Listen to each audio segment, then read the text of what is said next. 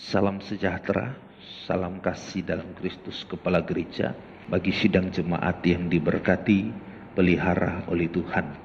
Atas cinta kasih, campur tangan dan pertolongan dari Dia Kristus yang adalah Kepala kita, maka selayaknya segala pujian, hormat, syukur dan terima kasih kita peruntukkan, persembahkan hanya bagi Dia. Kesempatan ini saya akan melanjutkan bagian kebenaran firman Tuhan sebagaimana yang sudah saya bagikan, bahwa Alkitab kita yang jumlahnya 66 dimulai dari Kejadian sampai Wahyu, dan Kejadian isinya 50 pasal yang dibagi menjadi dua bagian penting.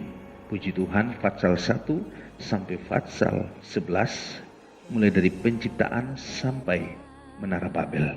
Pasal 12 sampai terakhir itu berkaitan atau isinya tentang Israel dan leluhur. Pasal 1 sampai pasal 11 mulai penciptaan sampai Menara Babel, di mana penciptaan Allah menciptakan segala sesuatu tanpa bahan baku. Sangat berbeda dengan apa yang diciptakan oleh manusia, ada bahan bakunya. Dan yang nantinya kita lanjutkan pada sampai pasal 11 tentang Menara Babel.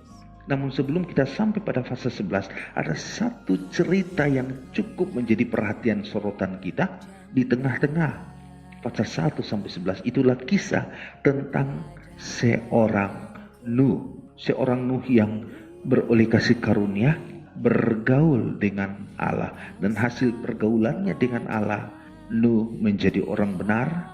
Nuh menjadi orang yang tak bercela karena hidupnya bergaul dengan Allah.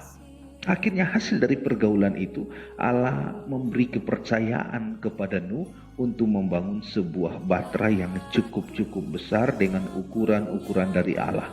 Bukan ukuran menurut berdasarkan ukuran maunya Nuh, tapi dari Allah.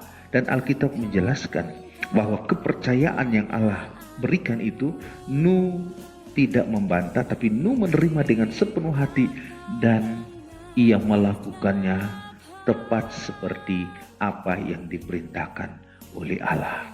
Saya mengajak kita membaca pada pasal 6 ayat 22 dari kitab Kejadian. Demikian bunyi firman Tuhan. Lalu Nuh melakukan semuanya itu tepat seperti yang diperintahkan Allah kepadanya. Demikianlah dilakukannya. Berarti Nuh ini tidak hanya menjadi orang benar, Nuh ini tidak hanya menjadi orang yang tak bercela, tetapi hasil pergaulan dengan Allah membuat Nuh menjadi seorang yang taat dan dengar-dengaran. Kata lainnya, menuruti, melakukan apa yang diperintahkan Allah. Ini hasil pergaulan dengan Allah. Itu sebabnya jangan sampai kita tidak membangun suatu hubungan pergaulan dengan Allah seperti Nuh, karena ada hasil yang cukup memuaskan. Dan kepercayaan Allah kepada Nuh itu karena Allah tahu bagaimana Nuh tidak terpengaruh dengan situasi, kondisi lingkungannya, namun dia tetap fokus pada pergaulan dengan Allah, sehingga kepercayaan itu jatuh diberikan kepada Nuh.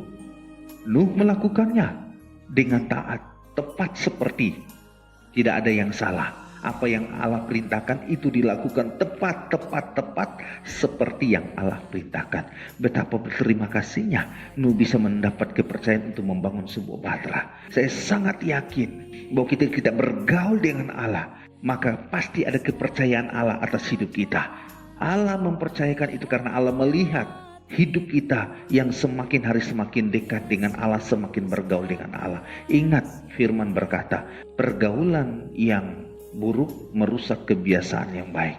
Sebaliknya, kalau kita bergaul dengan Allah, sifat tabiat kita yang buruk akan dirubah oleh Allah menjadi suatu kehidupan yang baik, dan Allah bisa percayakan apa yang harus kita kerjakan.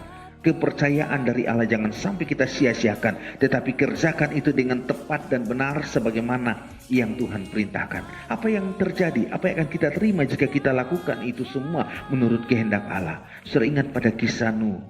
Kalau saudara baca di dalam kitab Wahyu pasal 1 ayat 3, bahkan barang siapa menuruti firman Tuhan pasti berbahagia. Kebahagiaan apa yang akan diterima oleh orang yang menuruti firman Allah? Saya melihat contoh satu kisah tentang Nuh ini. Kebahagiaan yang diterima oleh Nuh adalah kebahagiaan diselamatkan dari air bah, dari kematian, dari maut. Manusia yang ada pada seputar itu pada waktu itu semua binasa kecuali Nuh. Nuh yang taat melakukan perintah Allah diselamatkan. Itu kebahagiaan yang paling luar biasa, adalah kebahagiaan menerima keselamatan dari Allah atas kehidupan Nuh. Demikian juga kita berterima kasih kalau kita bisa dipercayakan kita lakukan tepat dan benar. Ujungnya kita akan berbahagia karena kita selamat. Itu kebahagiaan yang luar biasa dari Allah atas hidup kita, asalkan kita mau melaksanakan semua itu menurut kehendak Tuhan. Jadi antara Fatsal 1 sampai Fatsal 11, saudara, di tengah-tengahnya ada satu kisah, satu cerita yang sangat menjadi contoh, sangat menjadi fokus perhatian kita.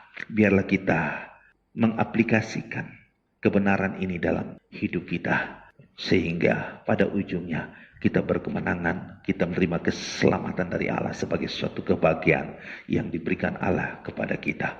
Puji Tuhan, kita akan ketemu pada momen berikut.